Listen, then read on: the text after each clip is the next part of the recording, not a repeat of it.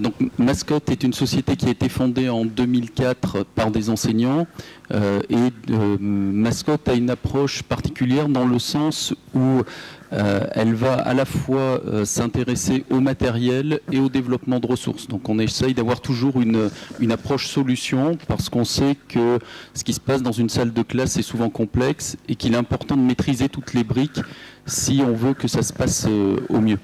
Donc généralement, chaque fois qu'on le peut, on essaye d'avoir la démarche suivante, c'est d'être en amont du projet, discuter avec l'établissement pour savoir quels sont ses objectifs pédagogiques, et à partir de là, on va réfléchir avec lui sur quels sont les matériels, les ressources, les besoins en formation qui sont nécessaires pour répondre à ces objectifs pédagogiques qui sont pour nous le point de départ et le point d'arrivée, puis c'est vraiment quelque chose d'essentiel. Aujourd'hui, en fait, je vais vous parler d'un projet sur lequel on travaille, qui est le projet Tactiléo. Alors, ce projet Tactiléo, il a démarré en 2013, mais son initiation date du moment où nous avons installé les premières tablettes numériques en France. C'était dans 2 écoles primaires. C'était toute première début 2011 et on s'est aperçu à ce moment-là que lorsqu'on avait des ressources pour des interfaces tactiles, eh bien à ce moment-là, ça changeait complètement l'approche avec le contenu. Il ne s'agissait pas simplement de transférer un contenu qui tournait sur un ordinateur, sur une tablette, il y avait toute l'ergonomie à revoir. Et en 2012, le ministère a lancé un appel à projet sur tout ce qui était enseignement numérique innovant, on n'a pas voulu répondre uniquement sur la tablette, parce que pour nous, la classe est un écosystème un peu plus complexe, et on a voulu répondre sur le côté interface tactile dans son ensemble. Comme on l'a vu ce matin, eh bien, on a énormément d'écrans différents qui fleurissent dans la classe, et le plus souvent, ce sont des interfaces tactiles. Donc si on se réfère à la réflexion que l'on a eue hier, j'avais pris quelques photos, voilà l'image de la classe la plus fréquente, où l'on a l'enseignant qui est en position frontale par rapport aux élèves. Ça se traduit très bien dans la classe, et en particulier dans les salles de sciences, où on a en plus dans les salles de sciences des tables qui sont vissées au sol, et de plus en plus dans les programmes, eh bien, on incite les enseignants à faire travailler leurs élèves en groupe, en mode collaboratif, et vous voyez que dans des salles comme celle-ci, c'est très pratique. Donc hier, on a réfléchi, on a essayé de voir comment on pouvait revoir l'organisation de la classe. Vous voyez que tout le monde a bien réfléchi et on aboutit plutôt à quelque chose de différent dans l'organisation, quelque chose de plus modulaire, où on va avoir à la fois des zones de travail plus individuelles, ce peut être la tablette, des zones de travail collaboratives qui peuvent être par exemple des tables tactiles, comme c'est illustré ici, et puis des zones de travail où on va partager avec l'ensemble de la classe, c'est le tableau. Et cette salle de classe, avec les technologies actuelles, on se rend bien compte que ces limites ne s'arrêtent pas à ces murs. Avec le cloud, le web, eh bien, on va avoir un pontage, une ouverture vers l'extérieur, ou éventuellement des entrants de l'extérieur vers la classe, et on a toujours un lien vers le web qui va permettre eh bien, de continuer éventuellement le travail à la maison, de créer du lien au-delà de l'école. Et donc sur Tactiléo, on s'est intéressé à cet écosystème classe. Le projet Tactiléo, en fait, donc comme je l'ai dit précédemment, c'est une réponse à un appel à projet du ministère de l'Éducation nationale. Et pour répondre à cet appel à projet, en fait, où l'on souhaitait travailler suivant 3 axes, à savoir comment faire communiquer toutes ces interfaces entre elles au sein de la classe, parce que l'enseignant a besoin de faire circuler l'information d'un support à un autre. Comment ensuite faire du contenu réellement adapté à des interfaces tactiles, parce qu'on l'a vu, l'ergonomie n'est plus du tout la même au niveau des logiciels et ça implique de repenser la façon dont on présente l'information ou les activités. Et ensuite, eh bien, pousser cette réflexion autour de la table tactile, en particulier dans le domaine des sciences, où l'on peut avoir, en plus des interactions des utilisateurs avec la table, des objets connectés, des objets tangibles qui viennent interagir avec cette table. Donc, pour nous, pour que le projet ait du sens, en fait, on avait besoin de différents acteurs, à la fois de la recherche technique, Hein, c'est pour ça que vous avez le CEA, où on va avoir à la fois des gens qui vont être techniciens, qui vont amener des réponses techniques, mais aussi des ergonomes. Vous avez l'IFE, l'Institut français d'éducation, qui va regrouper à la fois des enseignants en poste, qui vont être des enseignants concepteurs, des chercheurs, on a des doctorants qui travaillent sur le projet pour analyser ce qui se passe dans la classe, et ensuite des enseignants que l'on appelle testeurs, c'est-à-dire ils n'auront pas participé à la conception, ils seront dans des contextes les plus variés possibles, et au cours des 3 ans du projet, en fait, on va leur soumettre de manière itérative les développements au fur et à mesure qu'ils vont sortir de la production pour pouvoir réinjecter leurs remarques au fur et à mesure du développement et toujours s'adapter aux besoins de l'utilisateur. On a également l'IGN, l'Institut national géographique, pour l'aspect cartographie, parce qu'on s'intéresse à la fois à l'utilisation des cartes dans la classe, mais on a aussi des applis qui permettent d'utiliser des tablettes sur le terrain pour le prof d'histoire géo, pour le prof de géologie, avec de la géolocalisation, soit via les puces 3G, soit via le GPS. L'Université d'Auvergne et Chuche Production, qui est une société qui est spécialisée dans la production vidéo et qui souhaite travailler sur le côté vidéo interactif. Alors j'ai essayé, au travers de petites vidéos, de vous montrer ce vers quoi on veut aller, parce que la table tactile, ce n'est pas un produit qui est très connu, donc je vous ai mis des petites illustrations.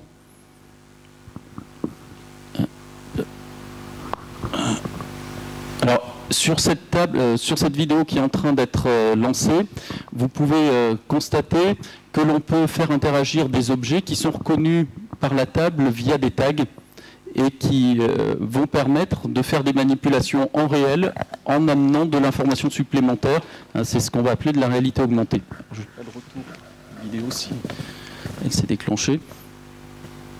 Sur la manip suivante, on va cette fois-ci travailler sur des manips de chimie. Donc on a différents atomes et lorsqu'ils sont reconnus par la table et que l'on a par exemple 2 atomes d'hydrogène et un atome d'oxygène, on a la molécule d'eau, on va avoir sur la table la modélisation en 2D ou en 3D de la molécule qui a été formée. On peut également avoir des manipulations... attendez... Ici, ce sont des manips d'optique. Donc, sur ces manips d'optique, vous allez avoir des images. Donc, on a un petit pointeur qui peut permettre de faire une analyse colorimétrique du tableau. On va pouvoir avoir des objets qui sont en fait des interfaces. Lorsque je mets un de ces objets sur, par exemple, une vidéo, je vois apparaître toutes les commandes de pilotage de ma vidéo. Donc c'est assez simple, on prend l'objet de commande, on le pose sur l'objet que l'on souhaite. Par exemple, vous voyez, si je le place sur la zone, sur le filtre rouge, je peux régler l'intensité de mon filtre rouge. Si ce même objet, je le déplace sur le filtre bleu, c'est le filtre bleu que je pilote. Donc vous voyez que c'est très intuitif en termes d'utilisation.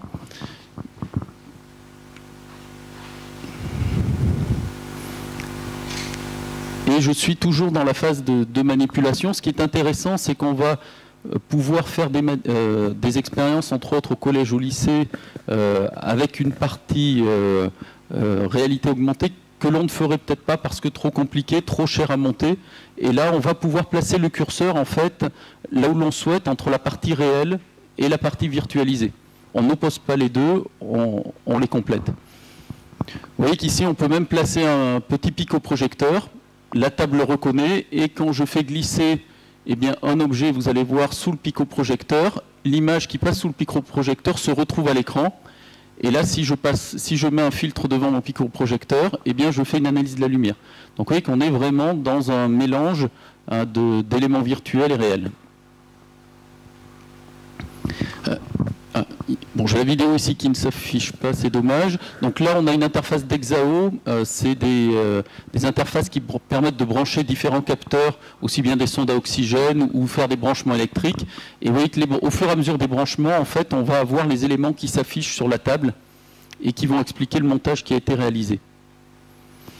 Ici, on passe sur un usage de la table au niveau primaire. Donc là, l'enfant va poser, je vais lancer la vidéo, un objet sur la table et les syllabes en fait qui correspondent à cet objet, donc là je ne sais plus, ça devait être un randonneur ou un pèlerin, les syllabes vont apparaître sur la table et l'enfant va devoir recomposer le mot. Donc on manipule l'objet, par exemple on pourrait mettre le mot banane et avoir les syllabes, vous placez une banane sur la table, via un tag, elle est reconnue et vous avez les syllabes de banane. Et l'enseignant a une petite interface qui lui permet de rentrer les mots qui font partie de l'environnement de l'enfant et il associe des objets du quotidien de l'enfant avec les tags. Donc c'est vraiment, voilà, on va vraiment agir avec des objets qui sont communs pour l'enfant pour une initiation à la lecture. Après, on peut faire interagir, c'est ce qui est intéressant, différentes interfaces entre elles. Donc ça, on a parmi nos développeurs un doctorant qui a présenté ce travail à KI 2014, qui est la plus grosse conférence sur tout ce qui est interface homme-machine. Il y avait, je crois, 200 applis présentées. Il y en a 3 qui ont été retenues, dont celle de Georges. En face, il y a des étudiants du MIT, donc il était assez content de pouvoir présenter son travail. Et là, en fait, l'idée de ce travail-là, c'est de montrer que l'on peut, si ça se lance, utiliser donc on va avoir la table tactile dans la classe. Les élèves, une partie des élèves va sortir à l'extérieur et on va utiliser les GPS des tablettes pour les localiser. Donc les élèves qui sont à l'extérieur, eux, n'ont pas de carte. Et ce sont les enfants qui sont à l'intérieur qui doivent se repérer dans l'espace, repérer la position de leurs camarades sur la carte et les guider au travers de Skype via la tablette. Et ceux qui sont sur le terrain peuvent utiliser la caméra de la tablette pour aider les autres à les situer sur le plan. Donc là, il y a plusieurs compétences qui sont mises en jeu. Hein. C'est se repérer dans l'espace, c'est aussi apprendre à communiquer, parce que s'ils sont 3 à crier dans la tablette en même temps, ça ne marche pas. Il faut des instructions simples. Donc ça mobilise bon nombre de compétences chez les enfants. Et on voit qu'il est intéressant de faire agir différentes interfaces entre elles.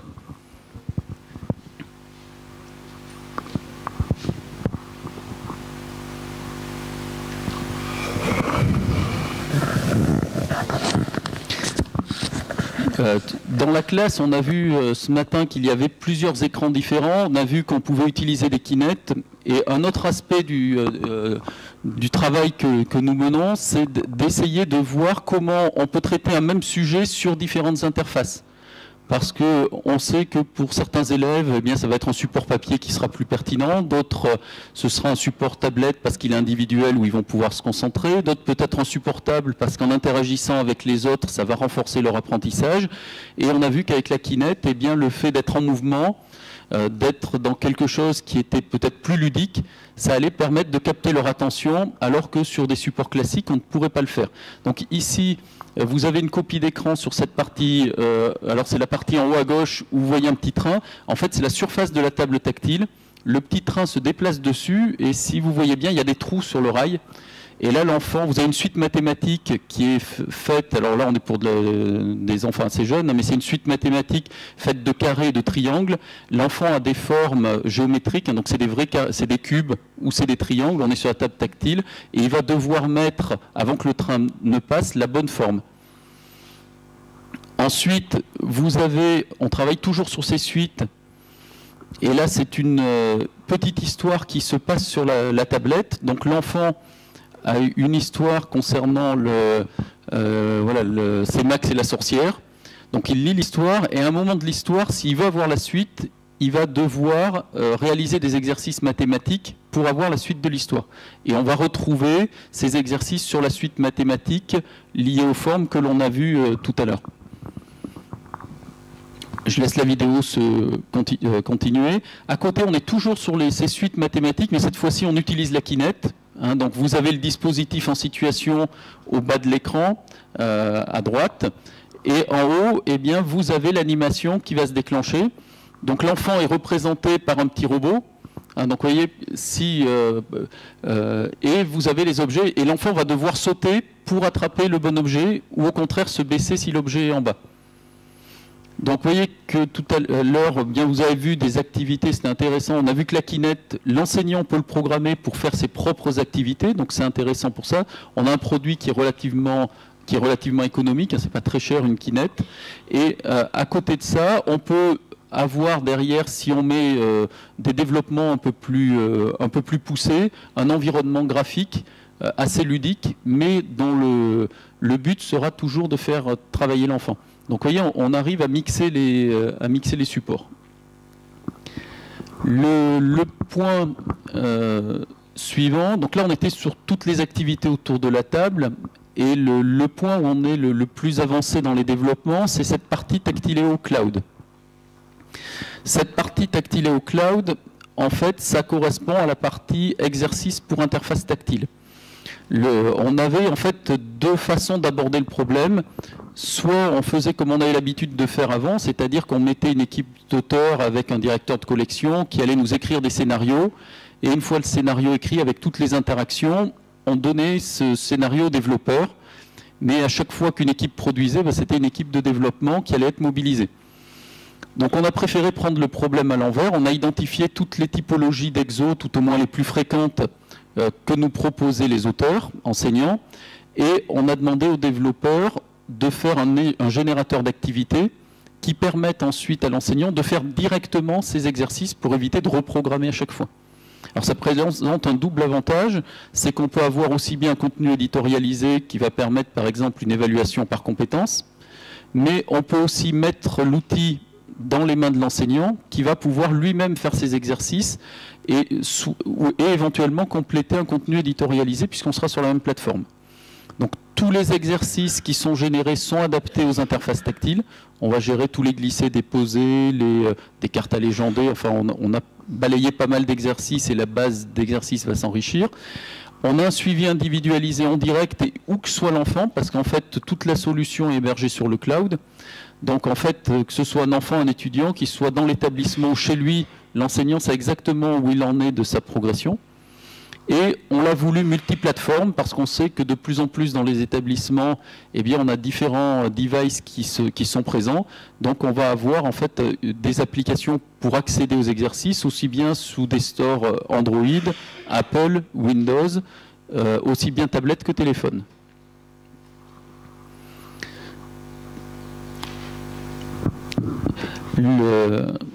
Donc là, on va vraiment avoir voilà, un écosystème avec toutes les interfaces tactiles. L'autre avantage d'être sur interface tactile, je vous disais tout à l'heure que l'on passait par des applications, mais on peut aussi passer par une interface web, ce qui veut dire que les exercices tactiles que vous avez générés, vous allez pouvoir les utiliser sur votre TBI ou sur la table tactile.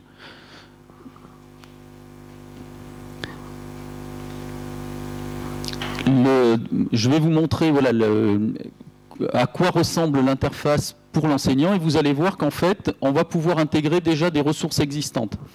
Dans l'interface de l'enseignant, en fait, il va pouvoir référencer sa ressource, donc il va la nommer, dire la discipline, le niveau, il va amener des éléments d'indexation. Et ensuite, vous voyez qu'ici, il a une partie consigne qui est déjà pré-remplie, parce que le but, c'est que ça soit simple pour l'enseignant. Et il a ici un petit éditeur, il va avoir un petit éditeur, on ne le voit pas ici, parce que là, je suis sur la partie indexation, je suis allé un petit peu vite. Alors, juste, je reviens, voilà, ça c'est sur la partie indexation. Il va aussi pouvoir paramétrer son activité, la durée de l'activité, comment elle est corrigée. Il y a tout un tas de paramétrages qui permettent de gamifier cette activité. Et lorsqu'il arrive sur l'interface, par exemple, s'il veut mettre une illustration, il n'a qu'à rentrer le lien de l'image et l'image va être intégrée.